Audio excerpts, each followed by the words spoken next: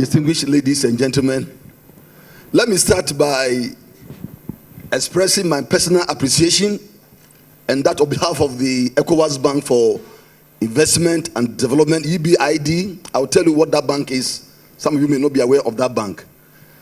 I want to thank the founder and the group CEO of Lelane Services, Dr. Mrs. Helen Hagan, and then the organizers of this program for inviting us to share a few thoughts with you on this very important occasion.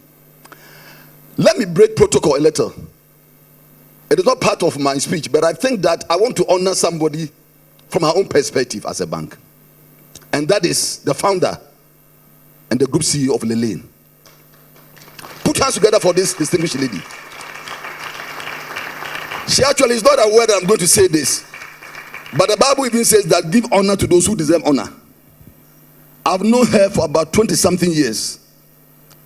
And if some of you who know her pedigree, how she started Lelane, right at Sakumono.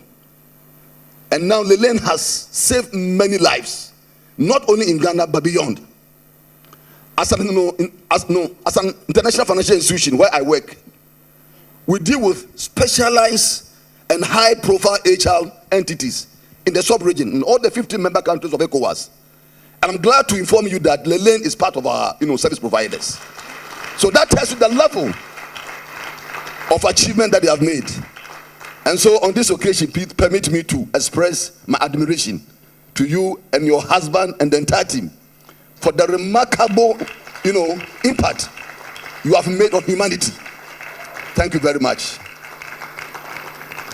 So ladies and gentlemen, colleague, keynote speakers, I've just seen Dr. Stella Ajenibuati. You are welcome. Let me start this keynote address with a retelling of one of the Shakespeare's love stories. This story is about the balcony scene. Some of you might have read it in the play Romeo and Juliet. Romeo appears in the scene to recite and paint one of the most memorable imageries ever told, believing that such professing of love would elicit Juliet's unconditional love.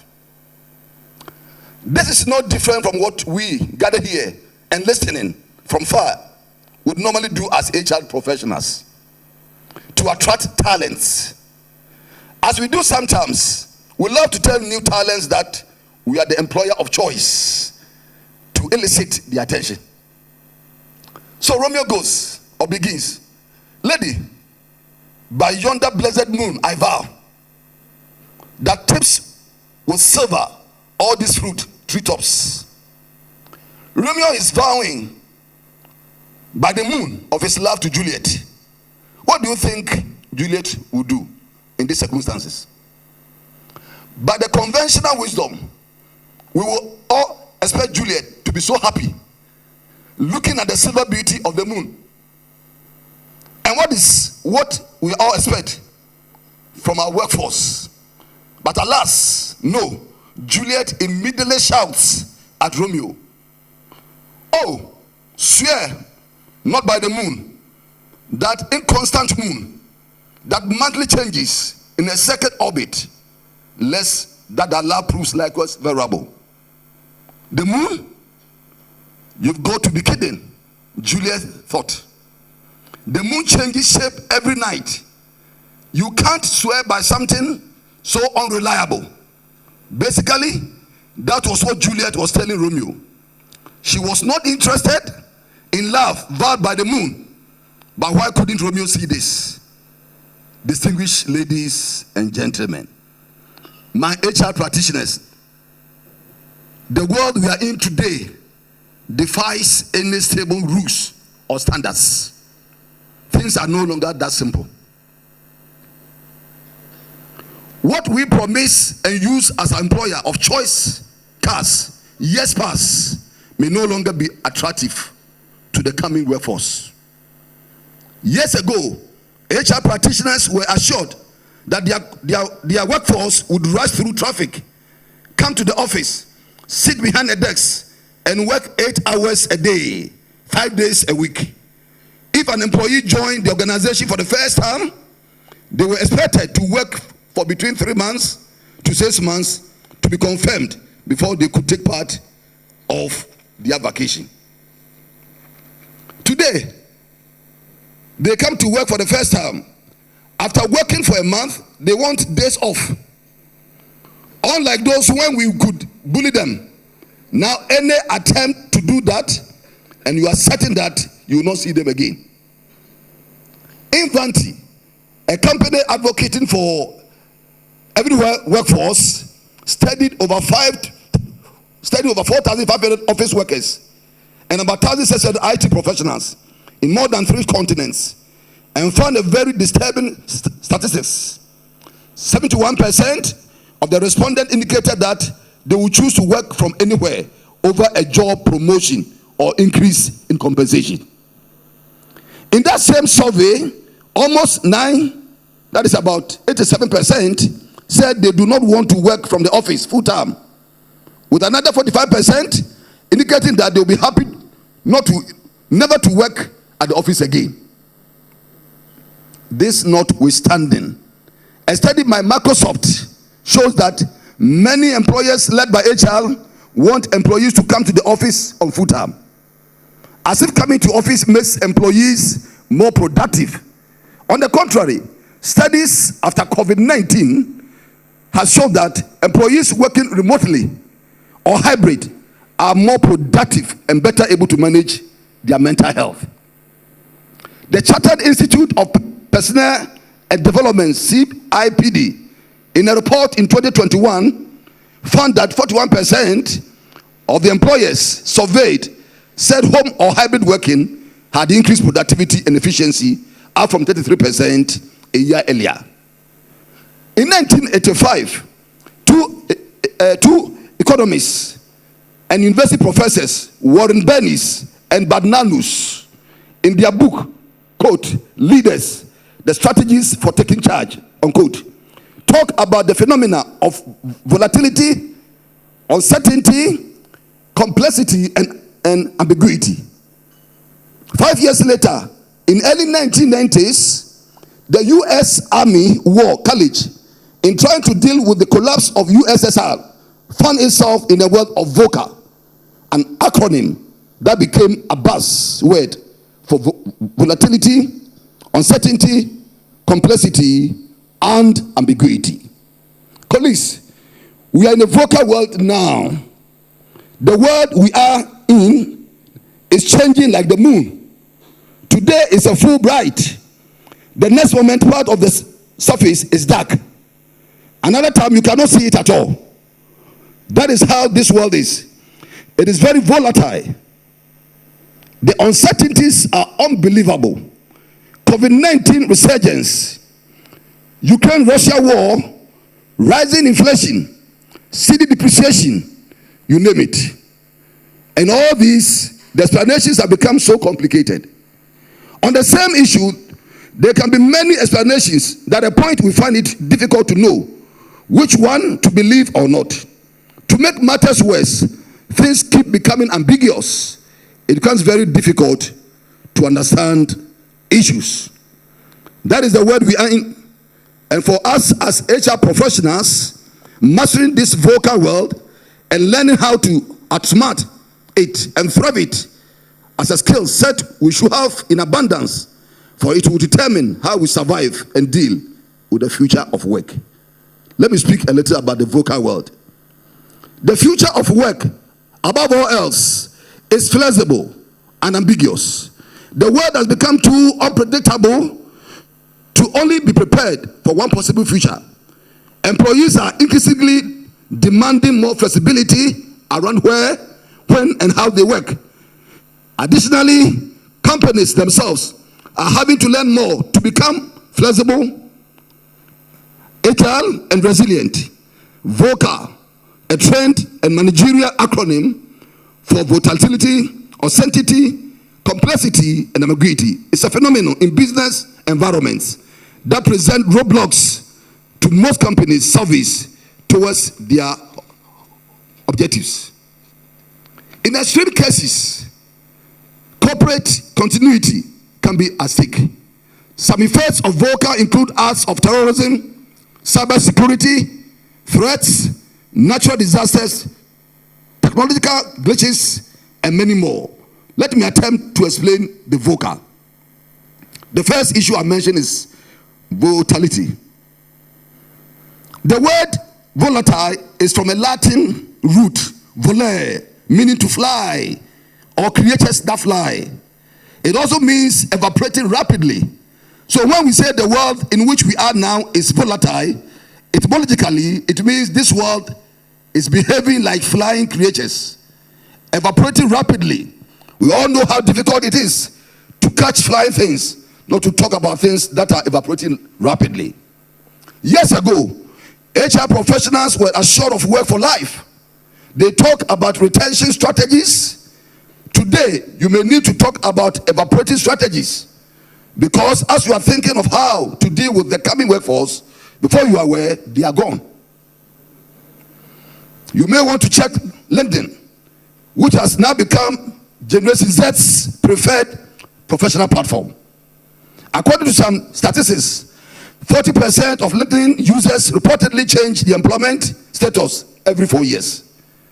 New studies featured in Fast Company indicates that millennials and Gen Z are currently proving to be the driving force behind the great resignation. These days, some of the Gen Z workforce have rich parents. They can therefore choose to stay at home, and their parents will look after them. Their world is volatile, and as HR, we need to know how to deal with this world. Number two, uncertainty. The word uncertain is from two words: un, which means not, and certain, which translates as assured, settled, resolved beyond doubt. When you join the two words, you have a situation of doubt, not fully confident, unsettled, dependent on chance. That is the world in which we live now. It is very difficult to predict. What worked for us as HR practitioners yesterday may therefore not work for us today. Number three, complexity. This world has become more complex than ever. The world originally meant to wave, braid, twine, intricate, not easily analyzed. The new workforce is complicated. Contrary to what we have been teaching our workforce on how useful teamwork is, what Helifayol referred to as esprit de corps, that is together in French, esprit de corps, that is a teamwork in English, as one of his 14 principles of management, the coming workforce prefer the opposite. They want their own space and they work for their own passion. They easily will leave if the job does not align with their purpose. They love self-manage. They are all, quote, do-it-yourself generation. If they need something, they search Google or YouTube. When given a choice between reading and watching, they will most likely choose watching. In the night, when we are asleep, that is when their world starts. Playing games, watching Netflix, and working across continents. They do not want us to follow them on any of their social media platforms. They are experts at smarting us. By the time you are about watching their messages, they are automatically deleted. Their space at computing is a super fast. March against us digitally, they will leave us behind. They laugh at our world, and we behave as if we understand them, but we don't. We are blind to their world. Should we be concerned? If only we want to be the ones to manage and lead them. Now hear this, ladies and gentlemen. Studies show that there are more than 2 billion people in Generation Z globally. They were born between 1997 and 2009 and represent about 30% of the total global population. They formed the first digital generation to grow up without any memory of a time before the internet. There is a prediction that by 2025, the Gen Z will make up about 27% of the workforce, and that number will continue to increase. Are we ready? The last issue I'll talk about, ambiguity. Now to the word ambiguity, it appears that the word itself was created to make it more ambiguous.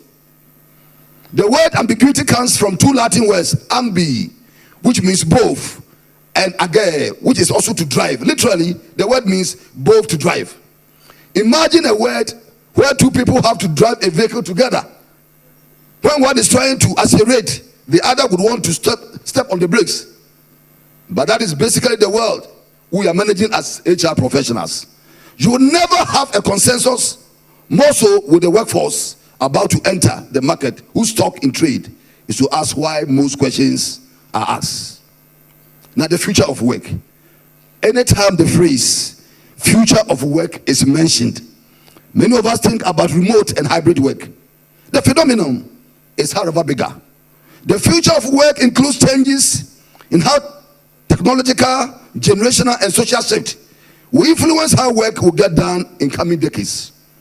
The future of work also deals with what styles of leadership and culture will be effective in organizations, how customers are to be served, how talents will be sourced and managed, what is required to retool and reskill current resourcing to match with new jobs, etc.